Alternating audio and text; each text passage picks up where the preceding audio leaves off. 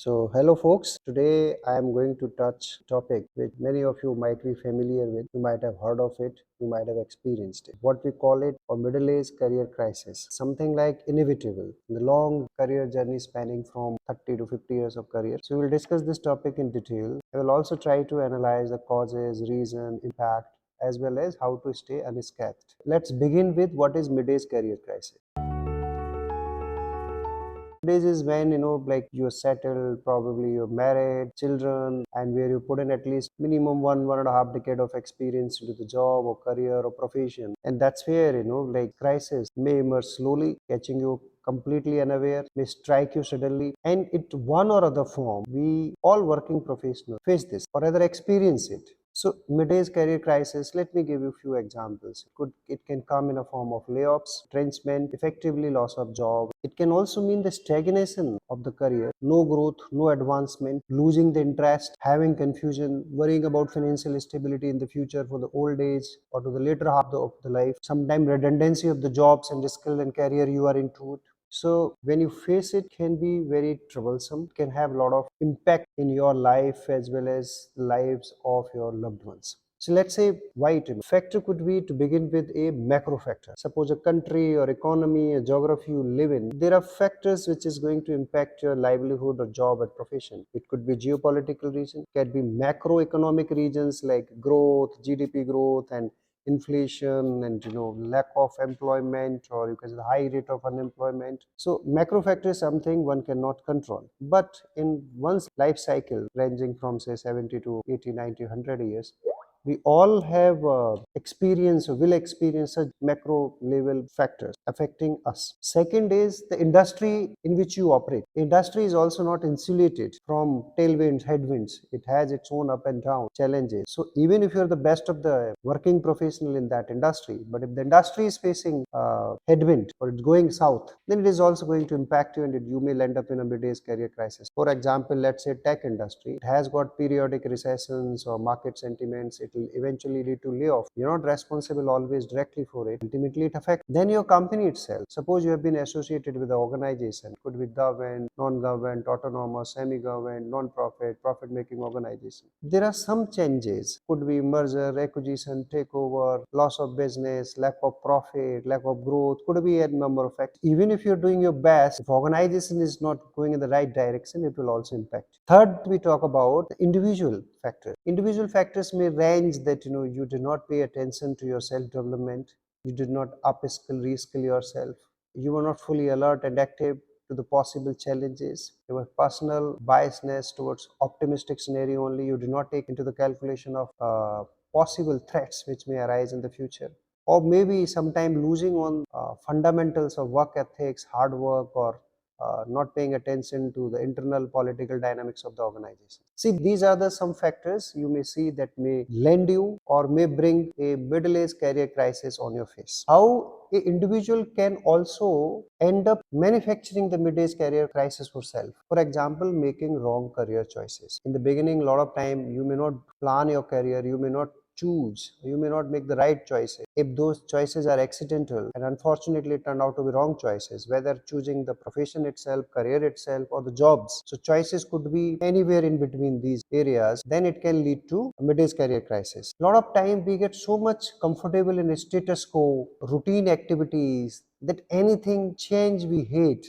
As humans, we are not very comfortable to take anything new, which take us out of our comfort. So when routine fatigue also may lead to a lot of such acute sense of reality, which I was just talking about, a reality which is conforming your own idea of that everything will be good in life, everything sorted out. There is a die-hard optimism. The organization will be loyal to you, economy will be loyal to you, and everything will fall in line. So there you're not having balanced sense of reality. Shifting of priorities. There is a stage come when we are done with our academics, starting of the career, building, learning, and then finally settling down in personal life. Then sometime our priorities also shift. If a career is a primary source of income for me, and for any reason my priorities become other than career, anything other than, it could be sports, it could be hobbies, it could be family, it could be other habits. When the career takes the second or third stage and rest of the priorities take the center stage, And then stagnation and complacency. When one should analyze that, if the person is not growing mentally, emotionally, technically, role wise, compensation wise, I mean your overall growth, psychological, learning point of view, work, career growth, advance, it is, you're not growing. Something is going to happen in near future, maybe after some time, but a lot of time people become very complacent about it, that oh, everything will fall in line. Now, what are the typical signs of mid-age career crisis? You will find a lot of friends and colleagues talking about lack of commitment in job, enthusiasm, lack of satisfaction, feeling bored to continue the job. Sometimes one may claim that I have a burnout. And mid-age career crisis also can happen when our expenses are higher than our earnings. That is also one very critical sign, that if I'm not growing proportionately and my expenses are, which eventually will grow. Children are growing, your parents are aging, you're also aging, so expenses and commitment are eventually going to grow. So one has to be very responsible on that part. And also you can feel it that sometimes you realize that you don't enjoy trust of your boss or your supervisor or your key stakeholder. Somewhere there is a trust deficit, and you can experience in day-to-day interaction that something is amiss over there. Mid-age is also one area when like you're not always very fit and fine the way you were at turning 20s or turning 30s. Health issues, maybe lifestyle health issues, issues have also started cropping up, and now you are encountering with doctors. So I mean, this could also be a lot of time when we are very aspirational in a formative years, young years, and something doesn't go according to our expectation or our desires are not met. What we do, we silently start giving up, quietly quitting. You may not feel very motivated to prove yourself in the work. You're just doing for the sake of doing. You're not putting extra energy to that, you may need to make best out of this. And sometimes mid-age career crisis can also be you start having more and more interpersonal conflicts, the work setup, the family setup, and like frustration start growing. So these are few of the sign. If you're experiencing, there is a high possibility that you are already experiencing mid-age career crisis, or you're heading towards it, because any event, when it happens, any situation come, any episode of life, it is always having some precursors or signs. Now, what are the challenges typically you face in a mid-age? Let's say middle age, one is that you're increase in the financial commitments. Now you're a more responsible person, you are the center of the family a unit, because your parents, children, both are dependent on you. And when your decisions of future are either short-sighted, you're not taking long-term view of any decision, whether promotion, job change, or planning. These are very short-sighted, ad hoc in the nature. Also, one challenge is that when we stop being future ready, what was relevant in 2000 may not be relevant in 2010 and may not be relevant in 2020. Subsequently, every professional has to revisit his or her competency vis-a-vis the future need. When individuals become too rigid, we all know that we all get conditioned one or other way, but we are flexible, we are adaptable in the formative years, but after some time we have our own views of the world, and a lot of time there is a rigidness. So that is where your adaptability, flexibility start falling, and your views are more firm up, your opinions are very firm up. It has little slightly lesser room for accommodation of others. I mean, one also challenge is that one refuse to work on the safety need by not anticipating the changes. Safety could be economic, financial, mental, emotional, physical, of any form. Also, sometimes we become very very fixated to one or other thing, where we don't want to, even things are going down, even things are not happening the way it should happen in contemporary world, your unwillingness to explore alternative, keep your eyes and ears open and see what alternatives are working out very well. If it doesn't work out, at least you learn something. I'm not saying you change the job and explore alternative. It is like your parallel thinking at least has to begin from mind, that what are the, and then a lot of time what happens that we overcommit financially. We have car EMIs, we have house EMIs, we have multiple insurances, we have to travel overseas or locally and all that. So I mean, you are overcommitting yourself for the future financial commitments without realizing that how my income is going to span out for next 10 years, 20 years, or annually basically. So their rationalization is very very important. Now let's say move to impact of mid-age career crisis. As you are part of family unit, as you are a social animal, if something strike you negatively in your career, profession, occupation, ultimately impact will be multi-pronged, multi-dimensional. Also to people who are around you. So let's say, let's discuss about this. First thing, suppose you lose a job, or you are overlooked for promotion, which were you feel you were very eligible and worth candidate. Once you miss out on that, or you lose a job, or you lose a pay cut, or any other thing, one thing is your social standing, prestige in the society. When I say society, not at large, people who knows you, whether they feel that way or not, but one you may feel that it has impacted your social prestige and understanding in your sphere of influence or circle. I mean, if you see, it may also induce concerns about your safety, financial, economic, mental, in your family members also. So that could also be impactful. Let's say that it may impact your children also. Suppose if they feel any deficit or deficiency or any struggle parents start experiencing, this may have a adverse impact on your future generation. When I say future generation, immediate children and all that. I mean, if you see that your father has gone a massive career crisis, there is a stress, there is a depression, I'm sure your children cannot remain unaffected. They may tell you, they may not tell you, they may silently experience it, or they may overtly experience, but ultimately it impact. And eventually the impact is first and foremost to your mental well-being, your stress level, your anxieties, your panic buttons, or constant worry. These all ultimately affect our mental health, eventually physical health basically. Also, we see the one impact could be that every individual is full of energy and talent and all that, but if you face midage career crisis, a lot of time you feel that your talent has not been, your capability has not been, or ability has not been utilized fully. So you feel the sense that you couldn't do what you could have done. That sense of losing from that perspective is very, very impactful to one's own mind. Now we have discussed impact, causes, signs, everything. So I think it's now time to discuss something positive, because otherwise all of you will say, okay, you have discussed a lot what it is and why it is and why you're not offering the solution. So let's talk about, first and foremost thing is that having a right emotional and social support. It could come from your spouse, could come from your friends, parents, relatives, colleagues, anybody. Because more isolated you become in this situation, or less support you feel from social emotional, then your ability to survive, sail through the problem reduce, or probably it impact you more. Also, it is very important that it's not about that mid-age career crisis come and then only you get into this is, but one should always have a very right network of mentors, guide, relevant fields who can offer you right expertise, right opinions preemptively also, right? Not necessarily when you land up in a situation and then you ask, but even if you land up in that situation, bad situation, a right network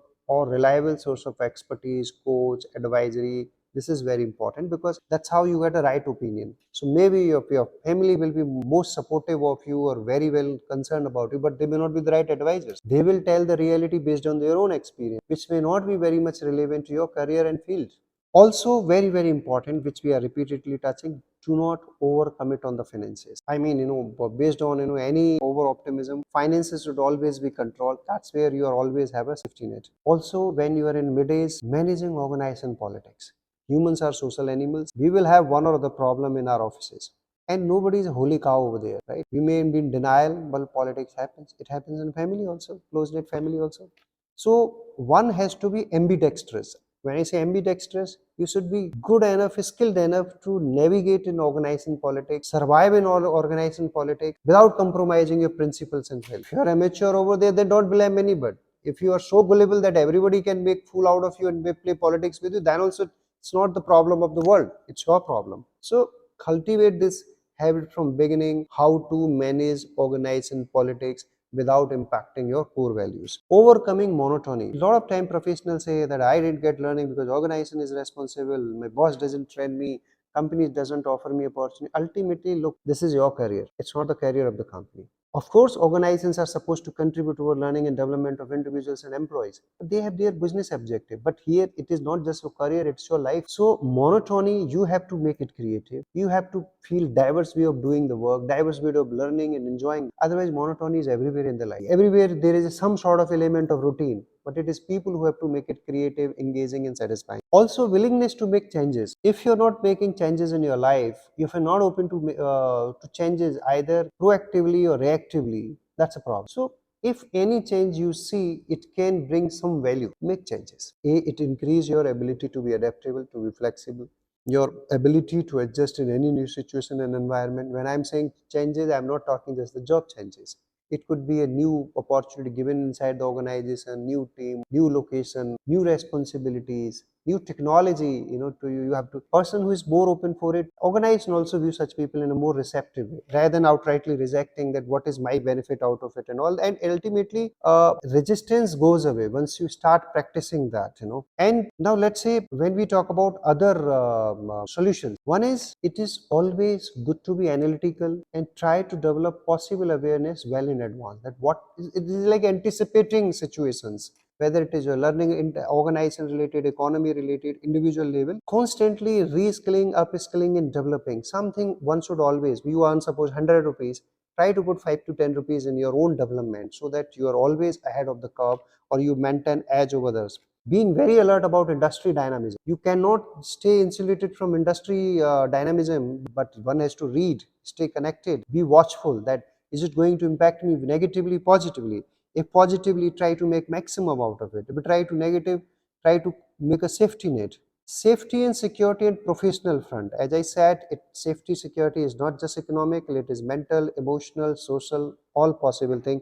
Also, you see, it is good to be committed as an employee, but anticipating that your organization is responsible to make you last this job for next 30-40 years is also a little over expectation. If it happens, wonderful. If it doesn't happen, then don't blame others. So let's have bit realistic dependency. Unrealistic dependency is little problematic, and one should be open to experiment as well experience the novelty in the life, and cultivating very very strong support system. And last, financial prudence.